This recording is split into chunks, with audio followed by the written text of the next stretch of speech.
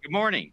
Starting us off today will be a keynote presentation from Jeff Christian. He's the managing partner of CPM Group. This presentation is titled, What's Next for Precious Metals? Welcome back, Jeff. Thank you, John. Thank you all for being here. Thank you for the remote participation. I have about 48 slides. About a quarter of them I've put in as an appendix. I'm going to try to run through it. They will be available, as John said, online afterward. The question that Tom Dean asked me to address is what's next for precious metals? And before I get there, why listen to me? These are our 2 to 3 years intermediate term buy and sell recommendations since 1980. You can see from 1980 to 2000, we were back and forth. Don't buy this, short this. In 2000, we went long. We issued a sell recommendation on January 2nd, 2012. We issued a buy recommendation in 2014. We were 5 years early, and that's still there. And this is our silver recommendation, very similar back and forth until 2001. We issued a buy recommendation. We were, again, a little bit early, about 5 years later, the silver price was issued a sell recommendation in April of 2011. We issued a buy recommendation in 2019. So that's why you listen to me. We've done a lot of work. Why is gold worth $3,300 or $3,280 today, this morning, when it was $260 25 years ago? And the answer is because investors in 2000 were very much interested in stocks and bonds and the internet bubble that was forming, and they didn't see concerns about inflation and recession and stock market weakness. So the idea of needing a safe haven, a portfolio diversifier was very low. The stock market was going, Dow was going to go to 40,000. Inflation and recessions were banned. Of course, all of that changed the next year. And as I said, we issued a buy recommendation in 2000.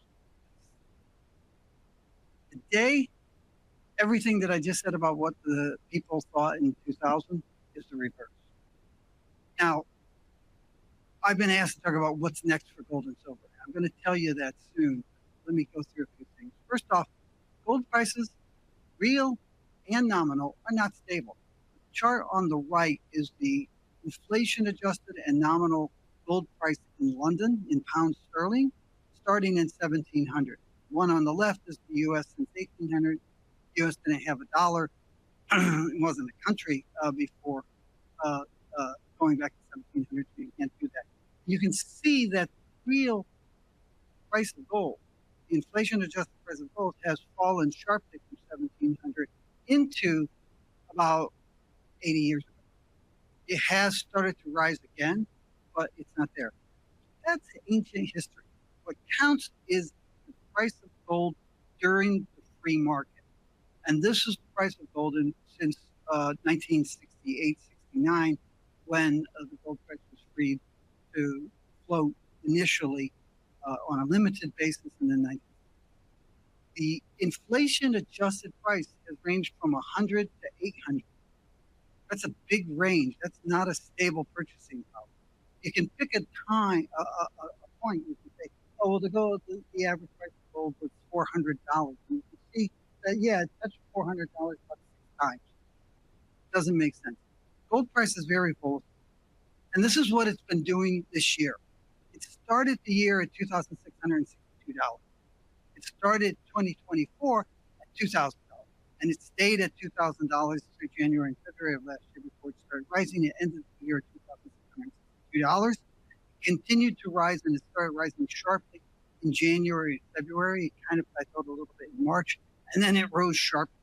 I hear people complaining about the gold price declining down from $3,500 in late April to as low as $3,150 a couple weeks ago. Gold prices have never been $3,150 before April. We're still at record prices. So our expectation is that it goes further. What comes next for gold and silver? I'll tell you my conclusion because we don't have time. Slides. Our expectation is that the prices of gold and silver will come off a little bit over the next 5 or 6 months between now, May, and say August or September.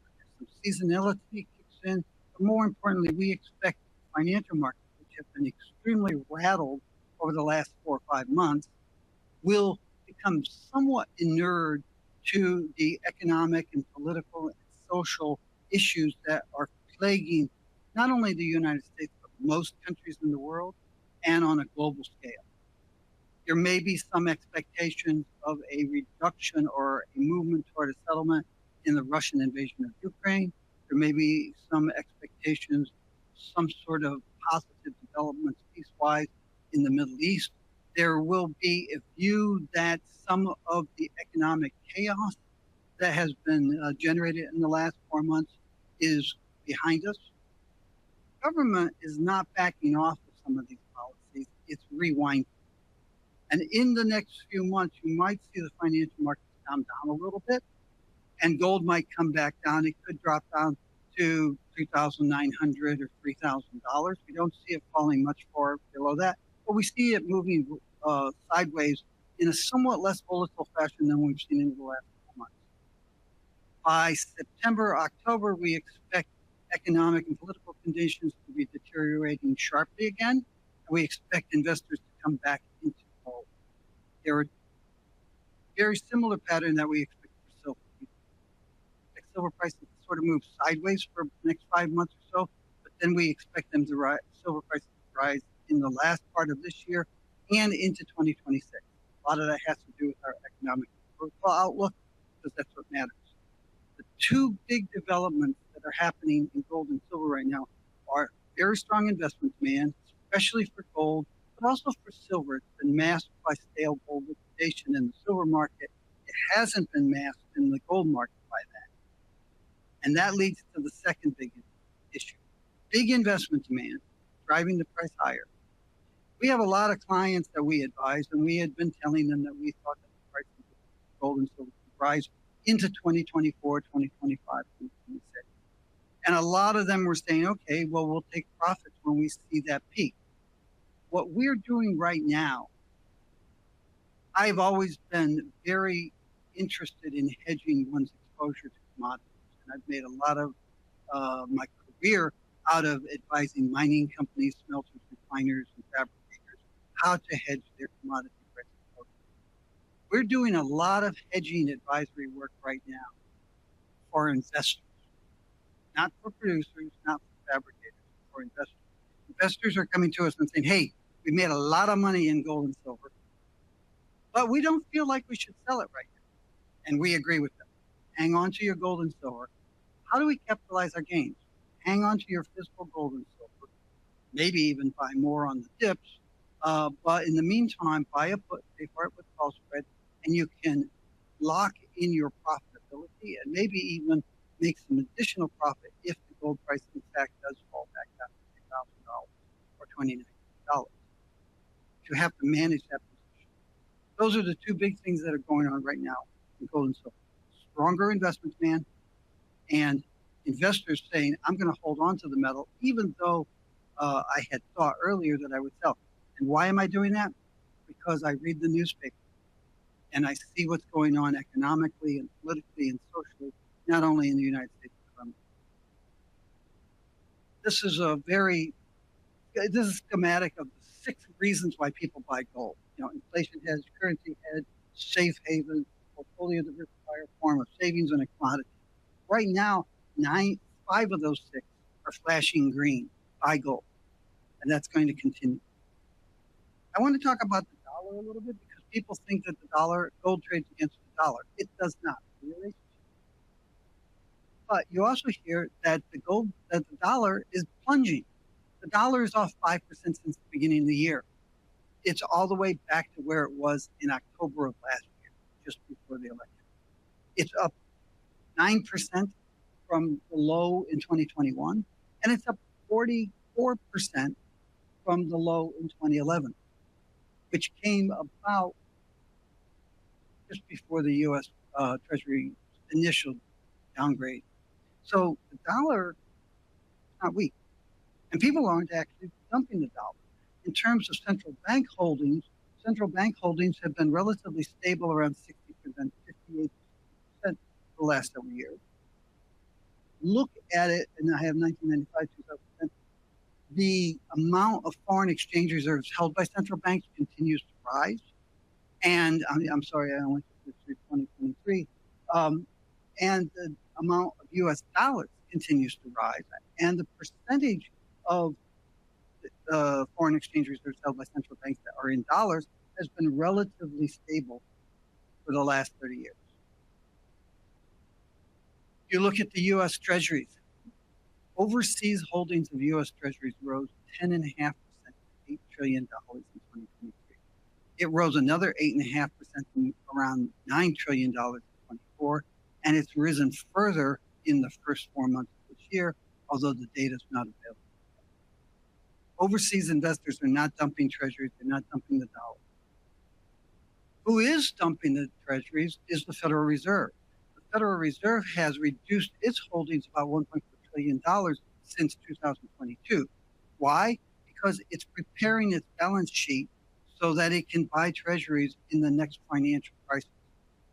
You can see here, prior to 2008, Treasury held less than $1 trillion. The Fed held less than $1 trillion in treasuries. After the global financial crisis, it had to start buying gold, U.S. treasuries in order to fund its client. The Fed is the Treasury's bank, and it underwrites the Treasury.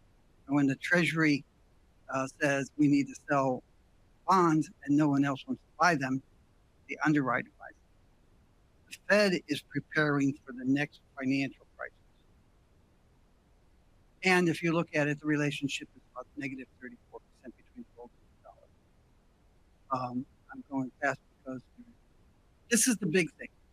Gold prices have risen because investors have been buying more gold. They bought about 38 million ounces last year on a net basis, and we think they'll buy about 39 or 40 million ounces this year, depending on what happens politically and economically.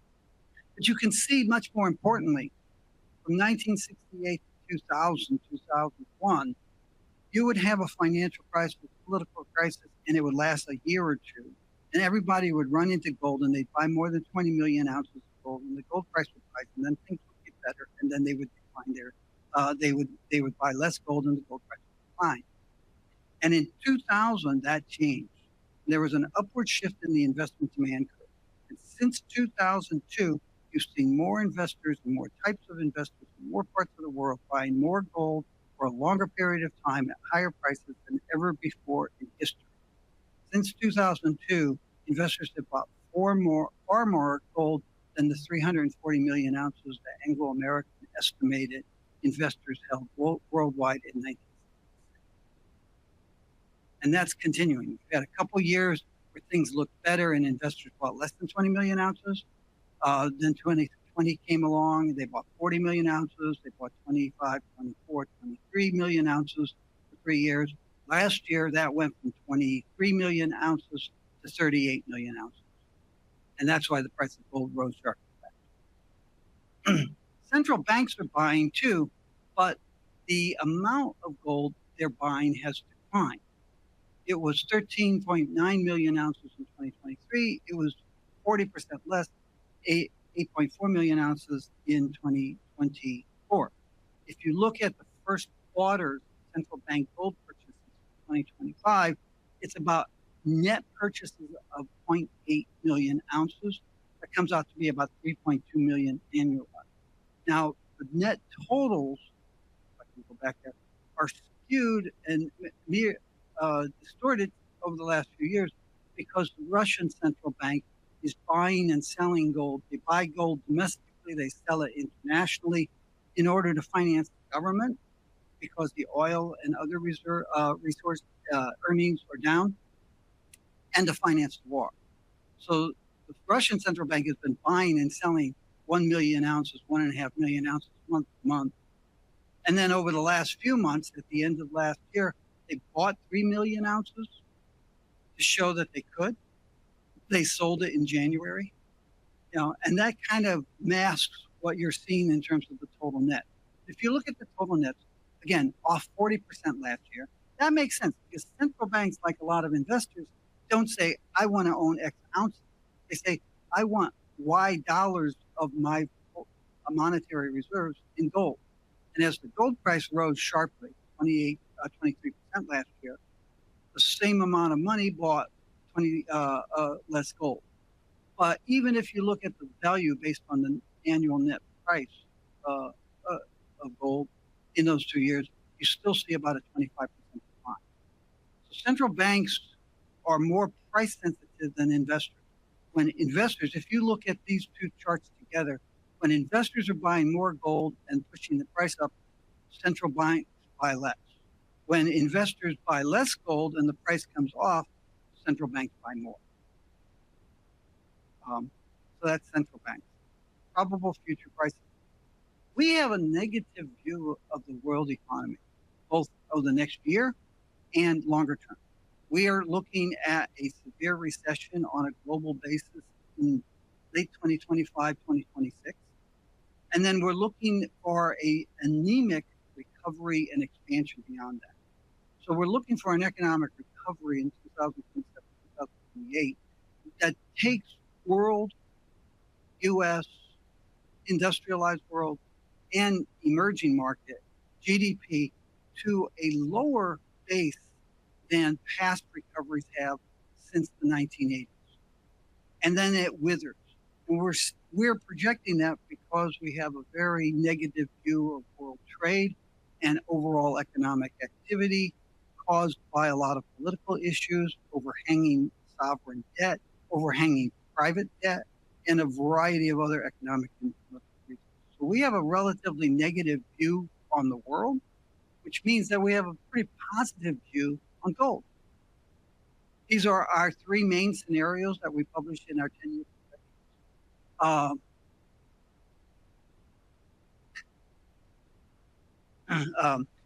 these are our three main scenarios for the price projections over the next 10 years. The key one is our main scenario. We see prices rising into 2026, coming off a little bit during that economic recovery, but then rising again because, again, we don't see economic and political conditions improving to levels similar to what we saw in the 80s and 90s. So we're pretty positive on our expectations on gold prices in the long term, and perhaps expecting prices to move sideways in the next 5 months, preparing for that next move. These are our silver price projections. Silver has lagged gold. One of the reasons is because more investors are interested in gold globally than in silver. If you look at the patterns of who buys gold as an economic and financial asset, it's pretty much global. If you look at silver, you see it's North America and South Asia predominant. And you also see that a lot of people bought silver in the period 2021 during the Wall Street silver scandal and the squeeze silver scam. Those are both scams.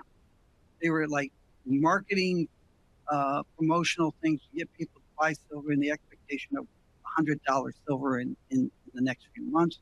It didn't happen. People were buying silver at $29, $30, $31 an ounce. They were buying coins that had 25 and 40% premiums, so they were actually paying $35 higher. And they were sitting on that stuff from 2021 through 23, 22, and 23. In 2023, they started selling some because the price got up to about 28. In 2024, the price got up to about 30, and they sold more. And they're selling more in the first 5 months of this year. That offsets strong demand. So if you look at total investment demand for silver over the last several years, you would see it went from 50 million ounces in 2023 to 72 million ounces last year, and we have an estimate of about 100 plus million ounces this year, because a lot of that stale bull liquidation is behind the market. If you look at gross purchases in 2023 and 2024, they were much higher, but they were offset by very large gross sales of disenchanted investors. You know, when you lie to someone, at some point they stop believing you. and that has been a problem for gold, for silver. So this is our silver investment demand and price chart, and you can see the decline over. You can see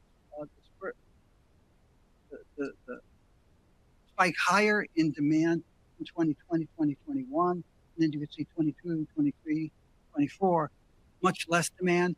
Our expectation is that we could see it very strong over the course of this year, maybe 150 million ounces.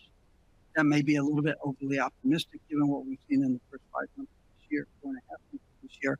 But we think that you will see less gross, lower gross sales and higher gross purchases of silver, and that could propel the silver price higher. There are people who will tell you the silver market's in a deficit. They are advertising people. They're marketing people.